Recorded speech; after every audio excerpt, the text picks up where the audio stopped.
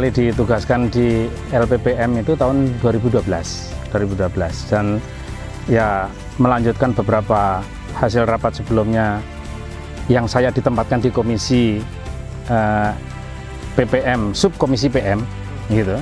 Itu ada beberapa agenda yang memang ada keinginan untuk bagaimana meningkatkan partisipasi Institut Teknologi Bandung di bidang pengabdian masyarakat.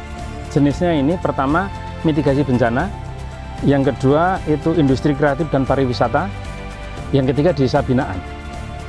Seperti itu. Nah, di desa binaan itu sebetulnya ada A sama B gitu. Yang satu hajat hidup orang banyak, jadi mencari air, mencari pengelolaan sampah, yang itu yang benar-benar terus sama usaha pertanian, sama nanti pasca panen itu seperti apa. Nah, seperti itu dulu, tapi terus akhirnya bingung menggolongkan ini desa binaan aja. Desa itu mau menginginkan dilatih apa, kita laksanakan. Nah, seperti itu. Waktu Pak Budi Sulistianto menangani LPPM untuk pengabdian masyarakat, dibentuklah di sana program pengabdian yang sifatnya top down. Nah, itulah yang berkepanjangan karena memang untuk pengabdian masyarakat tidak mungkin kita on off ya. Jadi sekali masuk kemudian pergi karena program itu berkepanjangan terus ya. Kesulitan di pengabdian masyarakat itu kita memang harus mendapatkan suatu local agent yang semangat, Pak. Ini kuncinya. Kami berjalan itu banyak gagalnya juga, tidak semua sukses.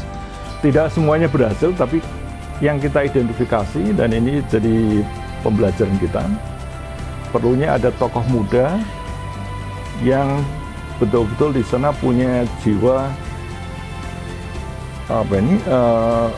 atau semangat untuk membangun masyarakatnya ya. Dan menemukan itu pekerjaan yang tidak mudah. Nah, perlunya ada satu tokoh lokal sana yang bisa membawa kita ke sana kemari. Akhirnya dengan rangsangan dari teman-teman Medco Mining, akhirnya kami sampai di sini tahun 2015. Karena diceritakan di sini ada pendirian SMK yang sangat semangat dan programnya seperti ini. Dan di sana itu pertama adalah pupuk dan pakan ternak yang diisukan Pak Budi Hartono dari Medco Mining itu.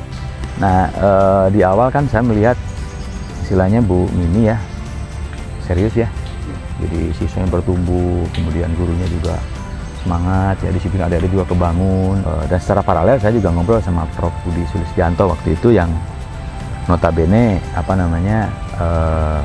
Ketua Umum Perhapi waktu itu ya, PLT Ketua Umum Perhapi, saya kebetulan juga di Perhapi. Awalnya sebetulnya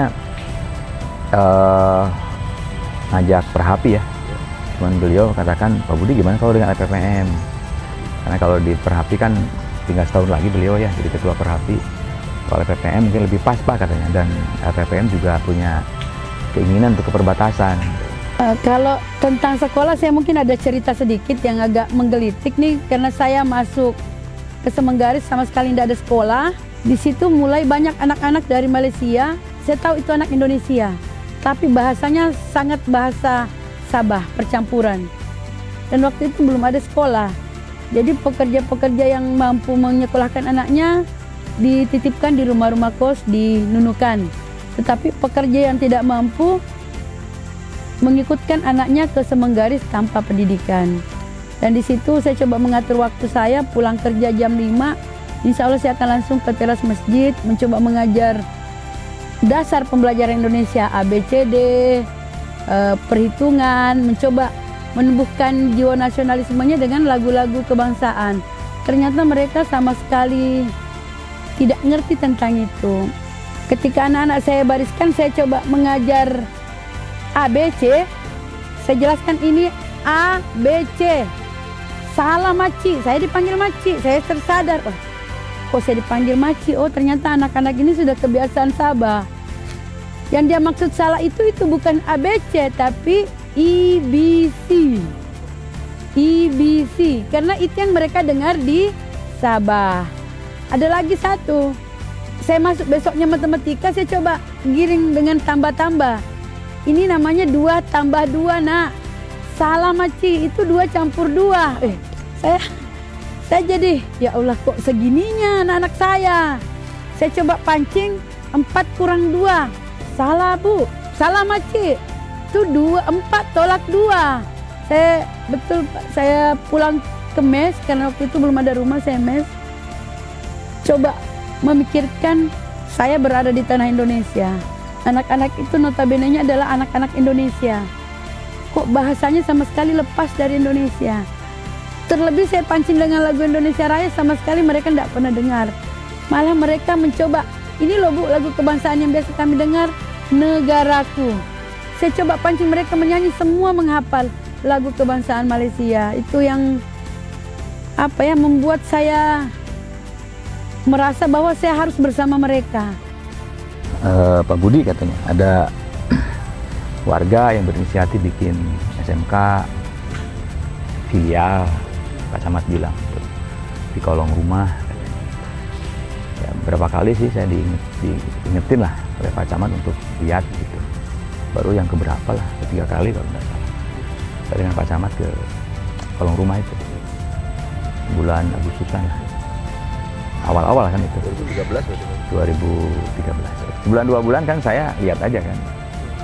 Karena tadi di bawah kolong rumah terus pakai meja pengajian ibu-ibu. Saya ikutin, bertambah terus kan siswanya itu, bertambah. Kembali Pak Camat datang bersama seseorang lagi dari Tambang dengan menggunakan mobil putih lagi. Ternyata beliau masuk ke ruangan belajar, kami kenalan, namanya Pak Budi Hartono. Beliau adalah divisi humas di perusahaan PT Duta Tambahan Rekayasa yang kami tahu induk perusahaannya namanya Medco Energi. Beliau tanya, jadi anak-anak ini duduk bersila? Iya Pak, duduk bersila, tapi alhamdulillah ada bangku panjang untuk bangku ngaji ibu-ibu. Berapa anak?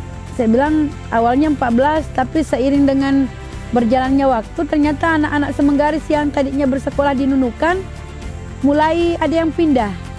Mulai ada pindah sampai beliau Pak Budi itu datang sudah ada 28 anak. Dan hanya sempat beliau tanya, gurunya berapa? Saya Pak sama dari relawan 4. Terus ditanya lagi, jadi jurusan apa? Pertanian Pak, karena kami kan ini menginduk filial ke SMK Nunukan. Sebatas itu pertanyaan beliau. Alhamdulillah ternyata 1 bulan setelah itu datanglah 4 mobil LP, mobil putih. Saya belum akrab ya dengan Bu Mimi. Bu, boleh nggak kita bantu? Jadi nggak ada inisiatif dari sekolah sebetulnya. Apalagi proposal nggak ada. Bantu meja, saya bilang, kursi yang lipat itu kan. Jadi saya cerita dalam kan, ada sekolah di. Ya Allah, luar biasa Pak, kami ternyata dibawakan kursi citos kuliahan, diserahkan.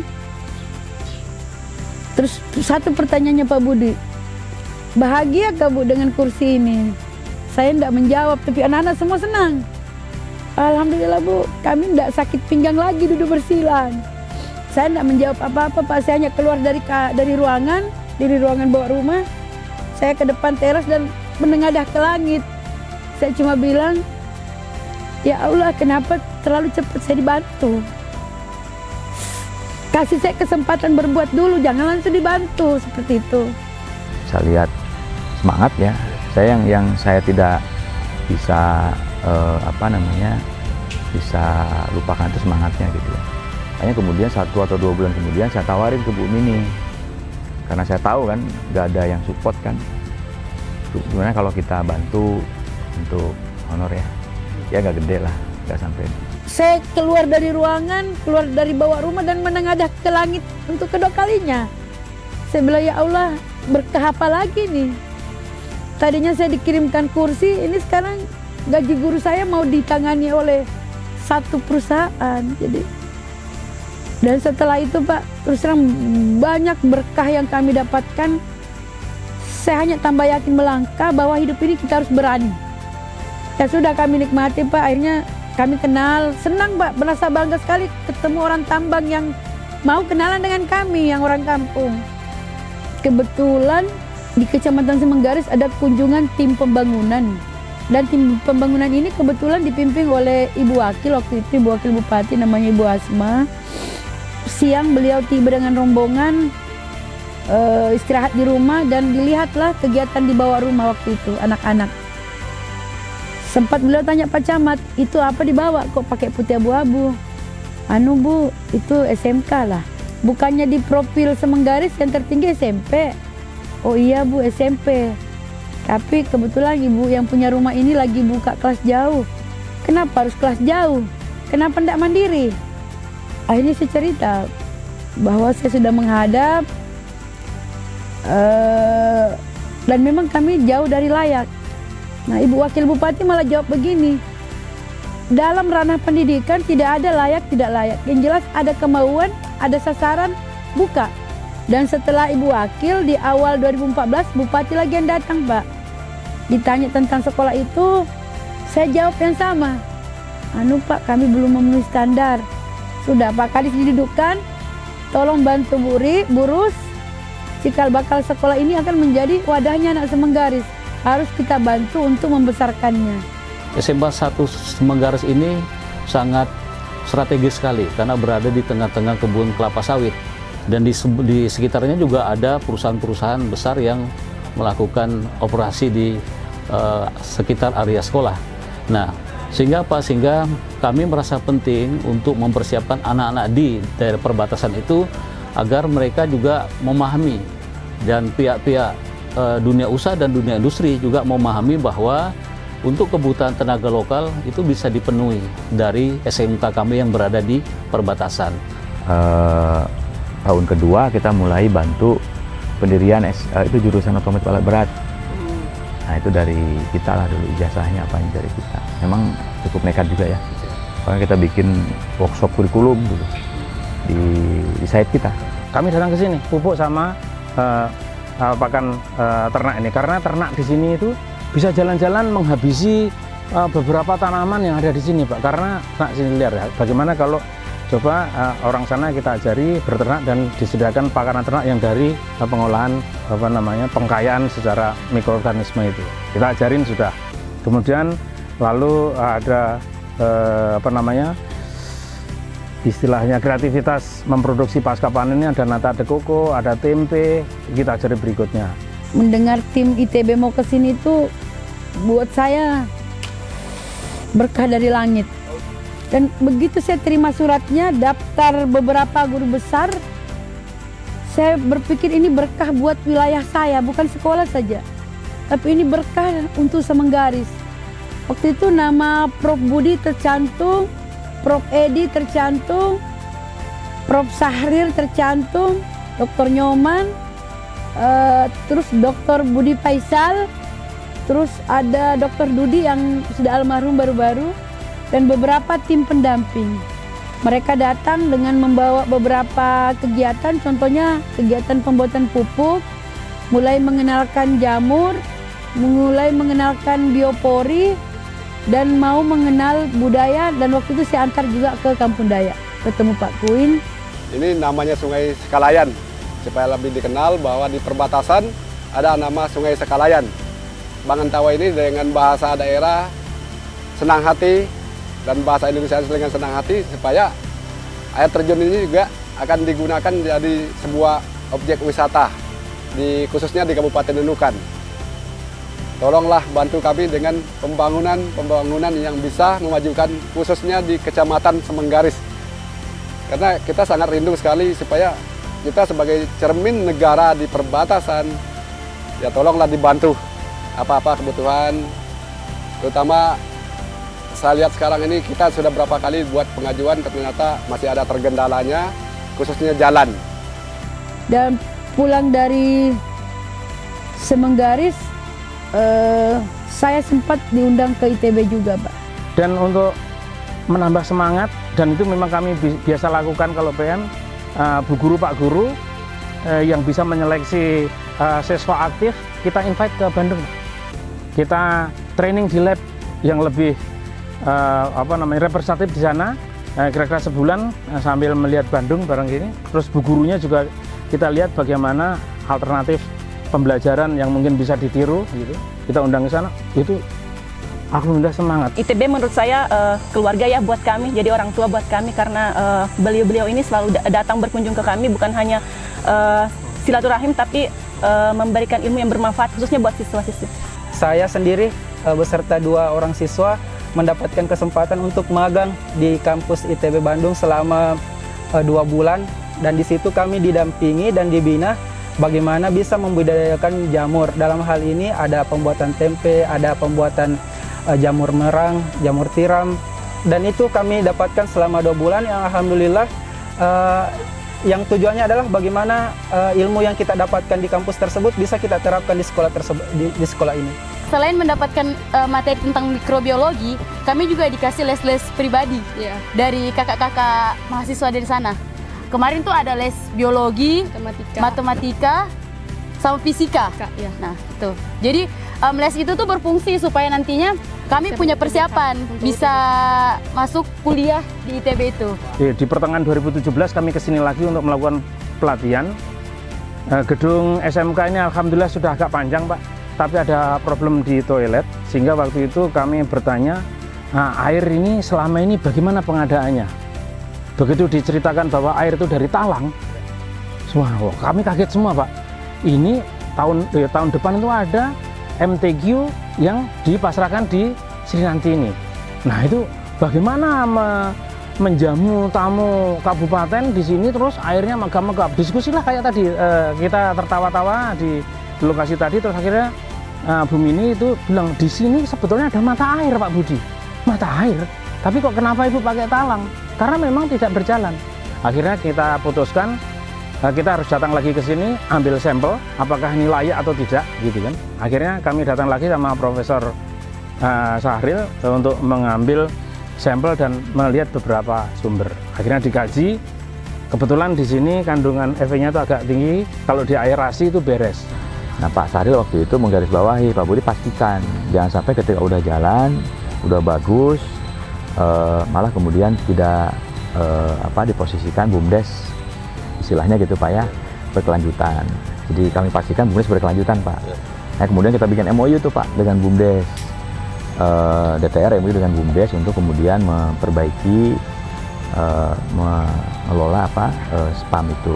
Alhamdulillah udah sejak 2019 sudah mandiri, Pak.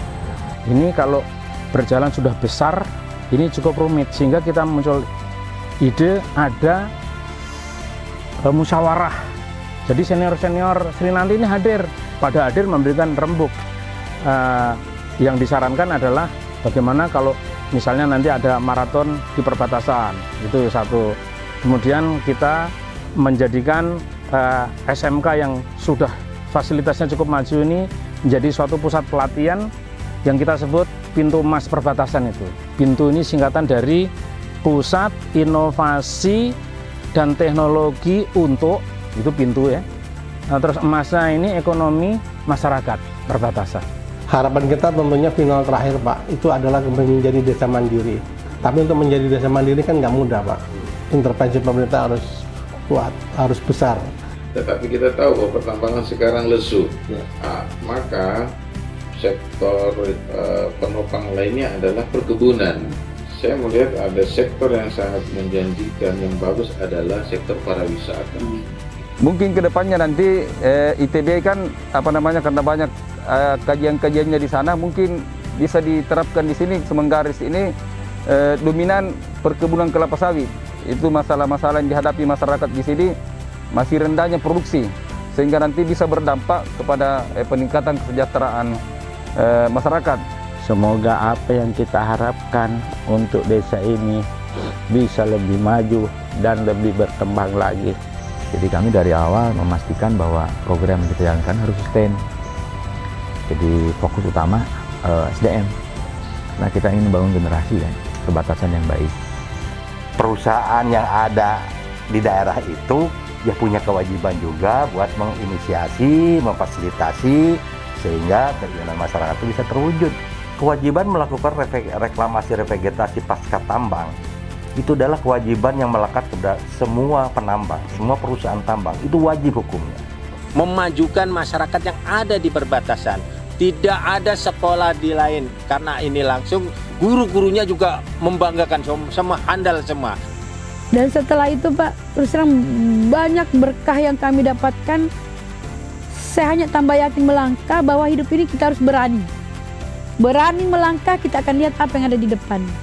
Ketika kita tidak berani melangkah, kita tidak akan melihat satu langkah, dua langkah ke depan itu ada apa. Nah, ternyata semua hikmah hidup itu ada di depan. Itu yang saya tanamkan sampai sekarang ke anak-anak saya. Jangan pernah takut dengan apapun. Kalau Bu Rusmi ini kan sampai kami juluki beliau itu Kartini perbatasan. Kayak gitu. Kami tempatkan beliau itu sebagai pahlawan perempuannya yang dari perbatasan. Kayak gitu. Karena beliau mengesampingkan kepentingan keluarga, kepentingan yang lain untuk bagaimana kami rasakan pendidikan yang dan jangan pernah tidak berani melangkah. Kalau kalian tidak berani melangkah, tidak akan tahu di depan itu ada apa. Intinya kami bisa rasakan pendidikan yang sama dengan teman-teman yang di kota, kayak gitu.